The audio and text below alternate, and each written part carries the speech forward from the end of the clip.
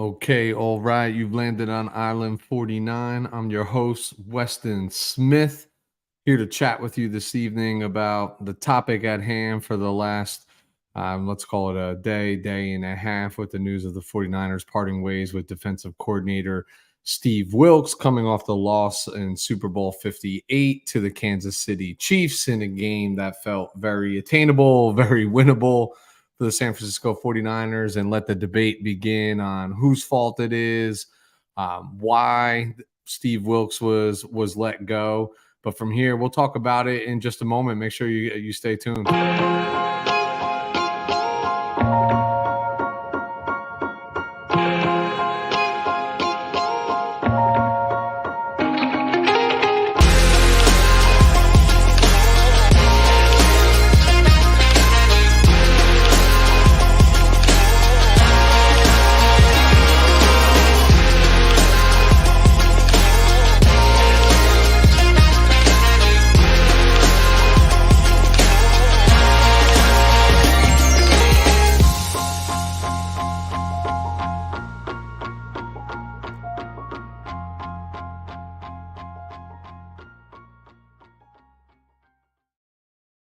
All right, let's hop right back into it. As I mentioned, Steve Wilks fired and relieved of his responsibilities as defensive coordinator for the San Francisco 49ers.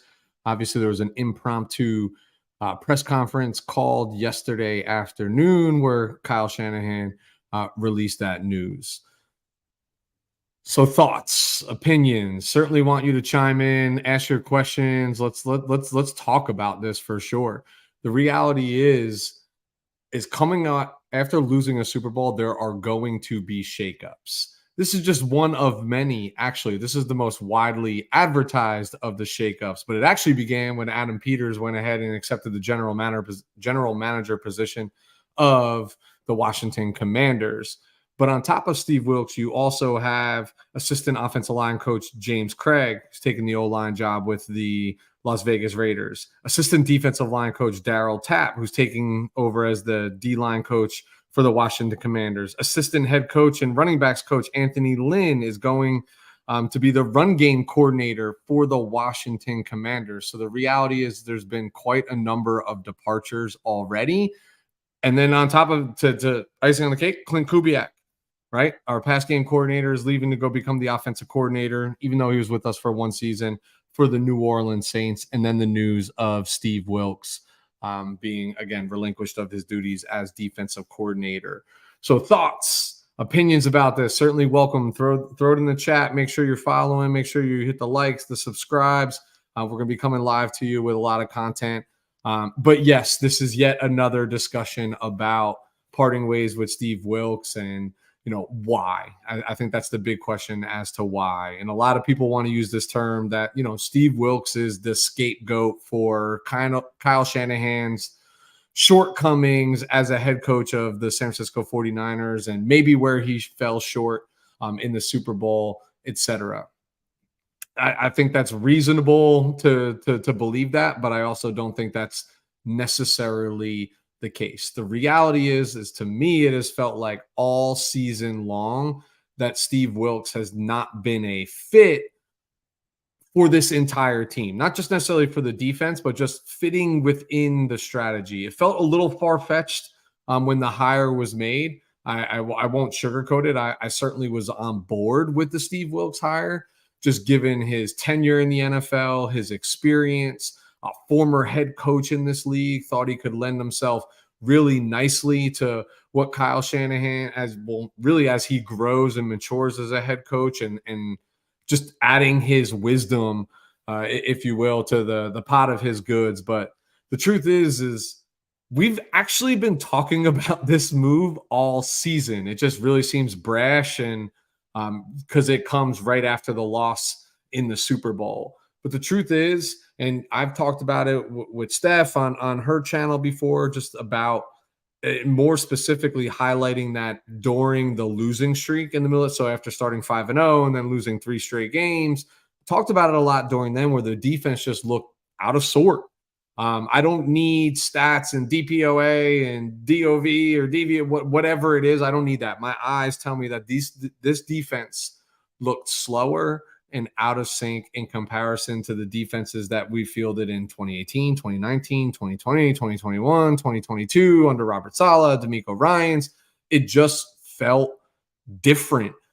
There just seemed to be this disconnect from your front seven to your back four, even from your front four to your back seven. Just a lot of misses, it felt like. And I feel like when the offense was humming, it masked where the defense was deficient, right? So when you get out to a 5-0 start, nobody's really talking about how the defense doesn't look nearly as efficient as they had in years past because the offense is masking it. Then all of a sudden, when the offense slows down and during that 3-game losing streak and they're struggling to find their footing, the defensive struggles become a little bit more obvious. And then, oh, by the way, you go on another run of winning a ton of games, putting up a ton of points against some big-time opponents, playoff caliber opponents, and then again, the defense gets masked.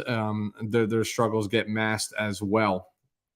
So great question here. Are you looking for someone to run the D or is more intense presence come game time? So love the question. The reality is like, I'm not sure. I think as a fan, I'm really into what Robert Saleh, what D'Amico Ryans provided on the sideline. Like they were like hype men, right? I mean, nobody was more excited on a third down stop or on a turnover than those two guys. And it really seemed to fit the character and the build of the defense. What I do know is I'm really looking for somebody that Kyle Shanahan trusts. And the writing was on the wall all season in terms, I mean, Jesus, after the Minnesota game, talking about how literally throwing his defense coordinator under the bus in terms of like, you can't call that blitz in that moment at that time. And you're making a grown man and a professional who's been in this league for a long time answer to that play call, right? Which is odd in itself. And then we saw it in the Super Bowl, calling a timeout in overtime and pure frustration on the face of Kyle because he thought, Wilks didn't have the defense lined up or in the proper formations or the right play wasn't in, whatever the situation called for. But we've seen this. And now this reveals a new thing about Kyle, right? Like it felt like he was very hands off with Saleh and with Ryans. I mean, but the defense was humming. Now you see that he really is in control of everything that's taking place on the football field and wants a voice in it. Is that because of a lack of trust in Steve Wilks? Is that because he saw struggles all year long from this particular defense? I don't know, but I do know Kyle is controlling. So the reality is I don't know if I need somebody who is as fiery as those guys. I need somebody that Kyle trusts, and I need somebody that has familiarity in the defense that we are built for, right? That it was already established under Saleh with D'Amico, that cover 3, get pressure with 4, let your linebackers run in space and fly to the football. Steve Wilks was known to be very blitz heavy, right? And you see that we scaled that back on him, or that Kyle scaled that back from him. But the truth is like, I don't think Steve Wilks stood a chance from Jump Street, right? And I know hindsight's 2020, but I don't think this was his defense, right? They're certainly not his players. He brought some of those, but we saw them quickly fall out of favor in terms of meshing with this existing defense. I don't think he had a shot from the jump. And, this is not a knock on Steve Wilks as a coach. I'm sure he's a hell of a coach. You have to be a hell of a coach to have the tenure that he has had in the National Football League. But the truth is I just don't think he fit the schematics of what your head coach, Kyle Shanahan, wants to accomplish, both on the offense and the defensive side of the ball. And that's what it's going to come down to. The truth, we saw this back in 2017 from Jed York prior to hiring Kyle Shanahan and John Lynch, where he was asked a question of, does he deserve to be fired? And he sat there and said, you don't fire owners. I'm sorry, but that's the reality of the game. And here you are with Kyle Shanahan as a head coach that has proven to be a tremendous winner in the National Football League, a tremendous play caller.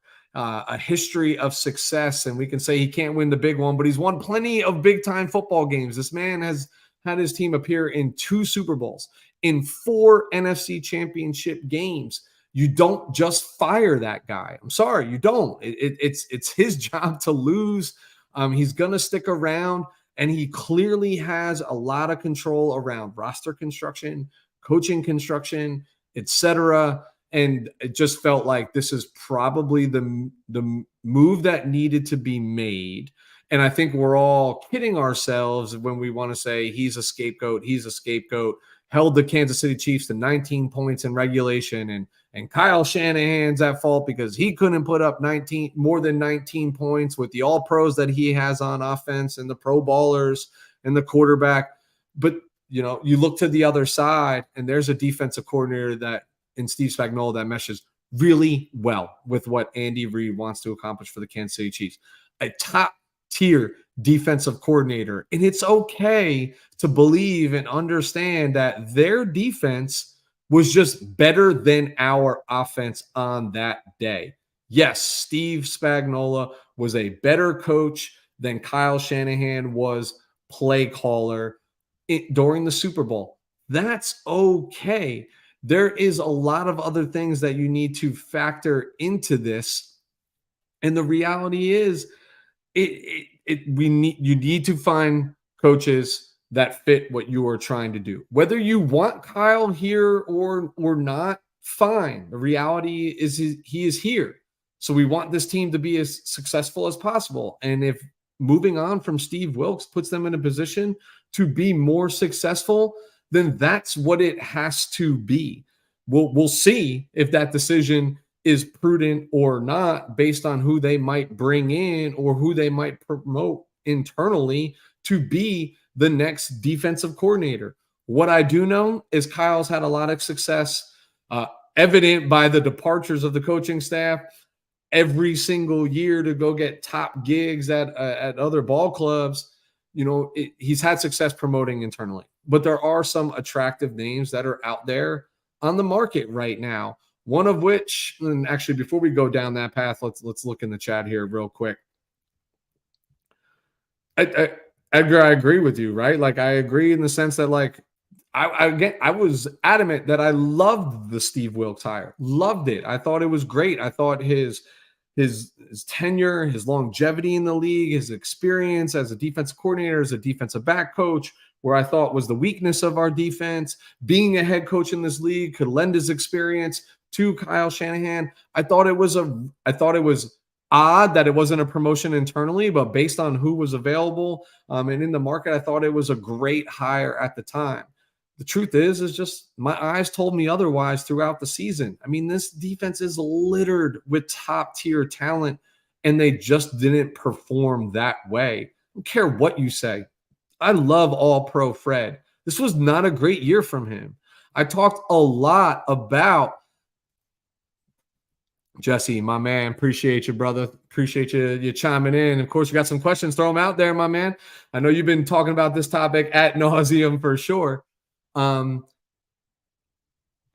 made me lose my train of thought there, Jesse. Not the sign of the greatest podcaster in the world, if you will. No, I'm just playing. But the reality is this change needed to be made, right? And before we talk about who these guys are going to be and who we're going to look to replace,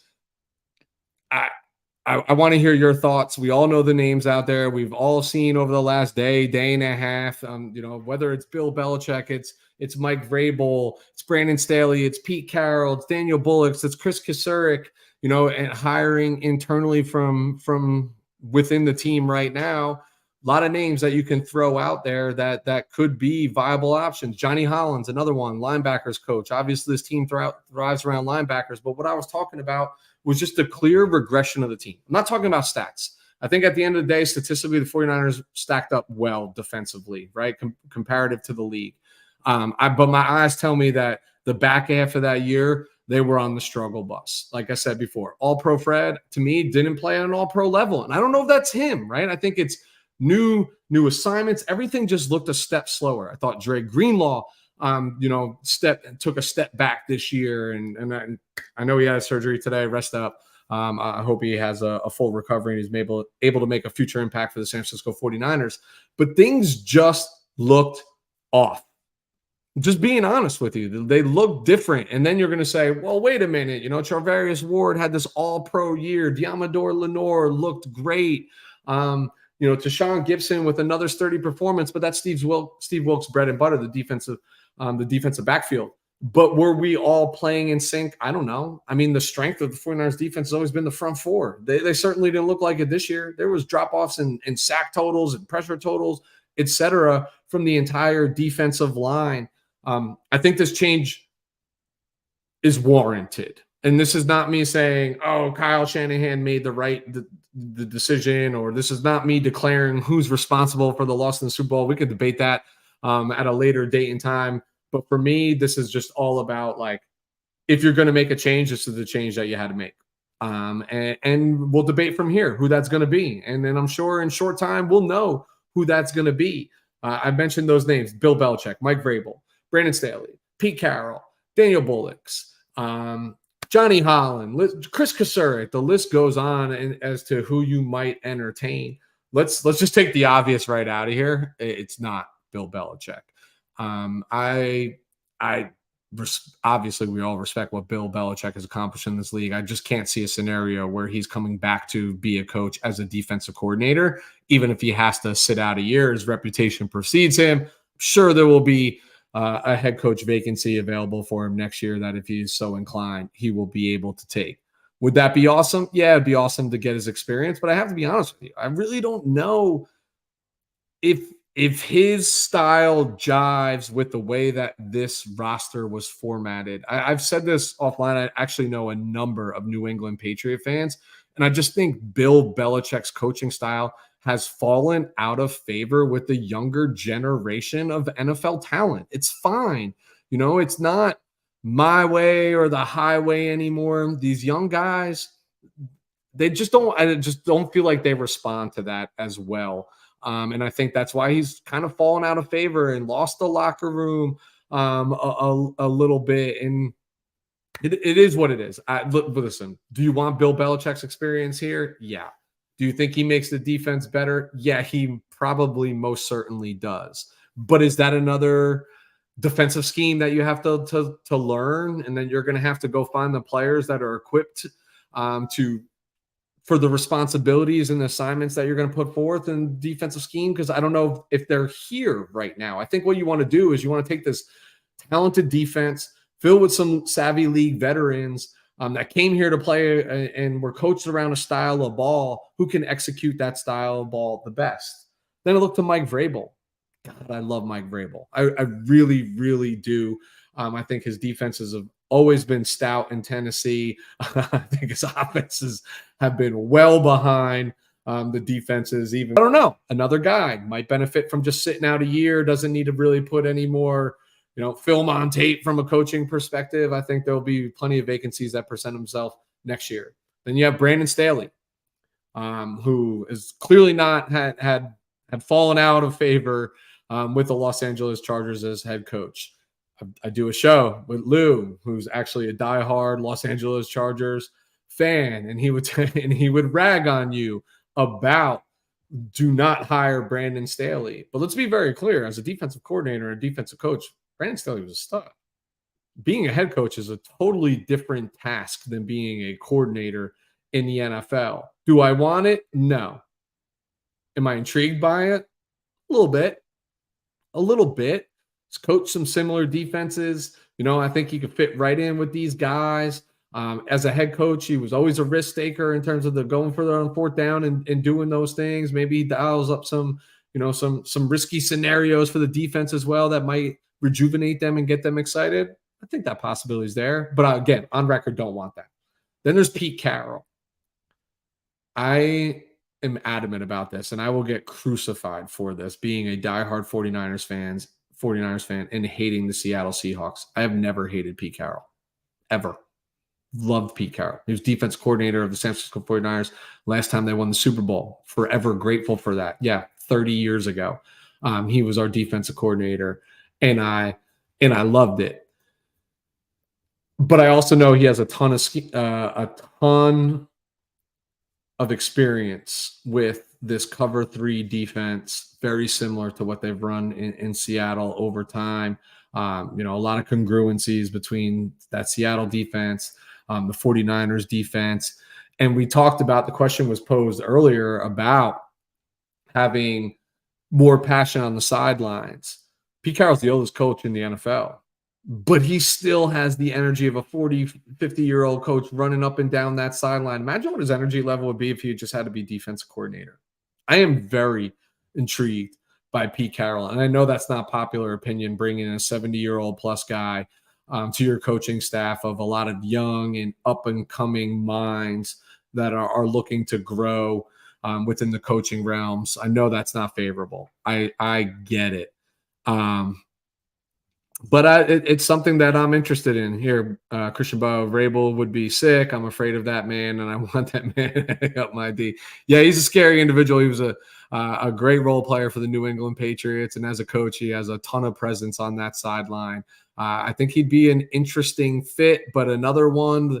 It's hard when you get these guys who have had extensive head coaching experience, and Vrabel's been quite successful.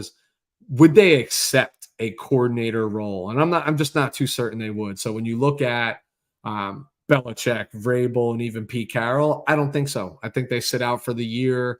They're fine. Get to spend some time with their families, get a little rejuvenated, and see what next year's landscape brings them. Brandon Staley's different. Yes, he just recently had a tenure as a head coach, but I wouldn't call it successful. Right. And I think as a young guy, an up and coming guy who had a lot of buzz around him, he'd be eager to get back in and put some good tape out there for the next head coaching job. It might be short lived, but would be fun. And I agree with you again. They definitely deserve a defensive expert, right, at D coordinator. The reality is just finding them. It's difficult to come by. A lot of these young rising minds quickly become coaches in the NFL, quickly get locked up to 6-year contracts and move on with not a ton of experience at the coordinator position. I mean, look at DeMeco Ryans, 2 years, solid 2 years, right? And then they get head coaching gigs, or solid 3 years, sorry. And then they get head coaching gigs. It happens really fast. So that leaves you with promoting internally, right? Is it Daniel Bullock's defensive back coach? Definitely a favorite amongst defensive players in the 49ers. Been coaching this league for nearly 17 years. I think he's somebody interesting. I think the other name that you've heard tossed around is defensive line guru Chris Kasurek, and what he's done with some reclamation projects and in first-round draft picks. He's been coaching the league for 20 years.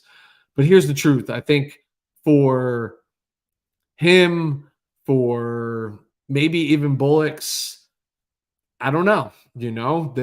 I'd say more so Kasurek, that the opportunities probably would have presented themselves already if people thought he was coordinator material. I'm not saying he's not. He's accomplished great things. I just don't know if that's where they're immediately focusing their attention on. And selfishly, as a fan of this team, first and foremost, I'd love to see Chris Kasurek still focusing on the defensive line, especially as we're going into next year. Now we know there's definitively going to be a new coordinator. I need this defensive line playing at peak performance levels. And then the final piece is maybe internally Johnny Holland, linebackers coach. I mean, talk about a guy who's been around the league for a long time. This guy's got nearly 40 years on his resume. I think 35 or 36 the last time I checked. I think he'd be interesting, just a veteran who's been around the league from a coaching perspective, certainly has the respect of a lot of players. We all know that the linebacking core of this team, Fred, Dre, et cetera, they're the heartbeat of the defense, right? Fred is the quarterback of this defense. Is that the guy that you want to put out there? Maybe it is. Maybe it is. I don't know. I don't know if it's go find the guy from the outside. I don't know if it's promote internally. If I could tell you where my mind is at right now, Vrabel gives me a lot of excitement. I love that there are coaches out there with head coaching experience, but then again, that's what Steve Wilks was, right? So be careful for what we wish for, but those are some big time names that you got to at least pick up the phone. Got to at least pick up the phone.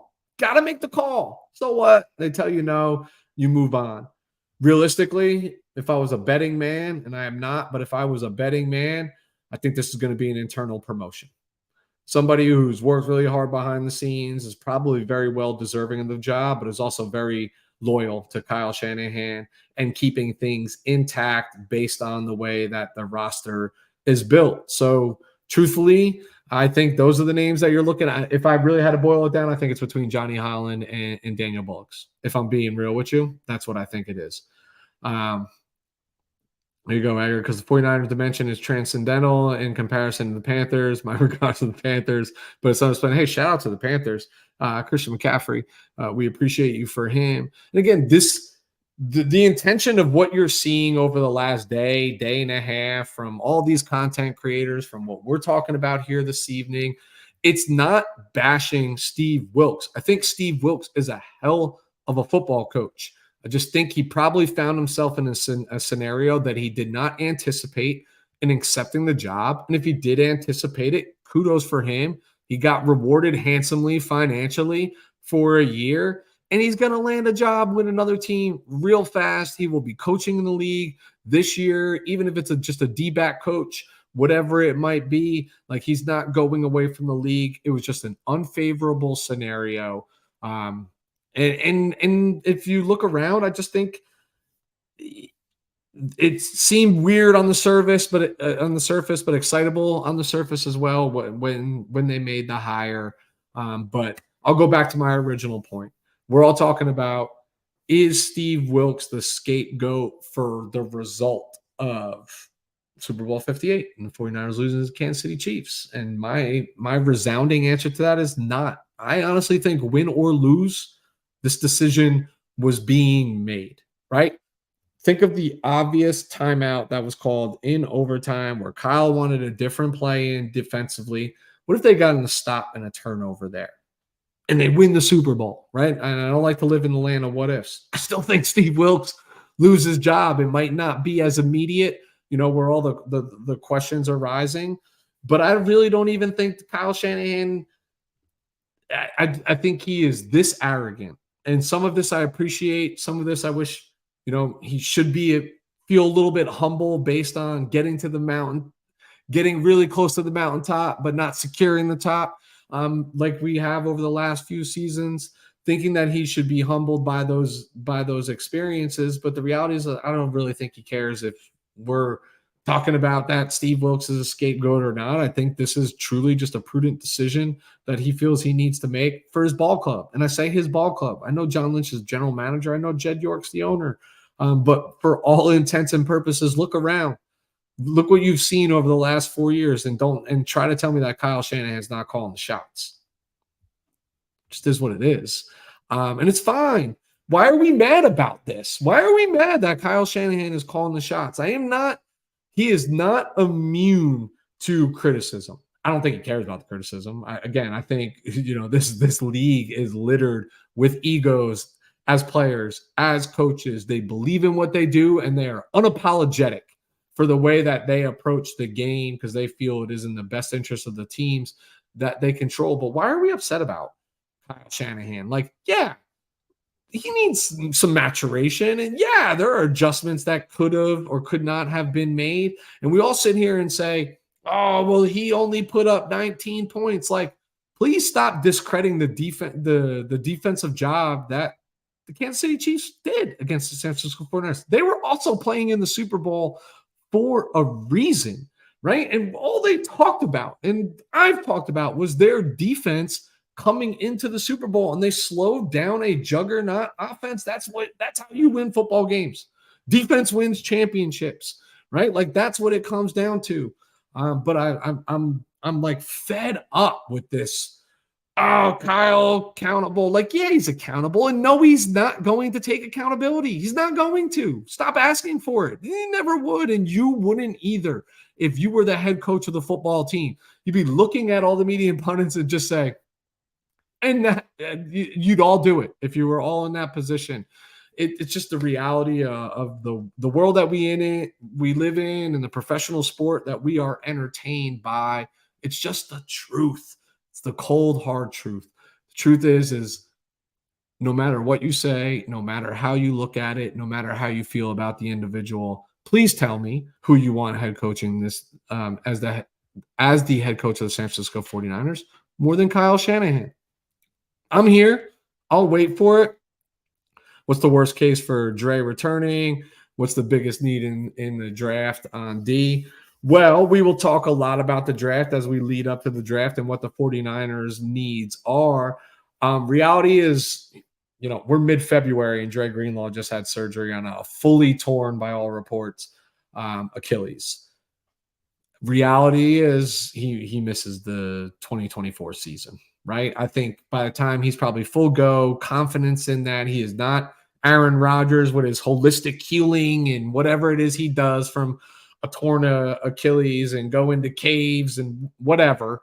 I think the reality is he's probably not cleared until the latter half of the season. And by then it's going to be a matter of like, where are the 49ers in that season?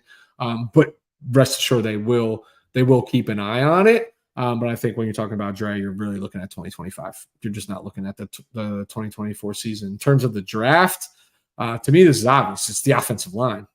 It's the offensive line. That's the other thing. You get into a Super Bowl, the positions of weakness get exposed by really, really good teams and really, really good coaches. And that's what the Kansas City Chiefs did. They took advantage of a really poor offensive line. The 49ers offensive line is piss poor. Disguise it however you want. Trent Williams, legend, all-pro, Hall of Famer. Wish we got him the Super Bowl, but that's it.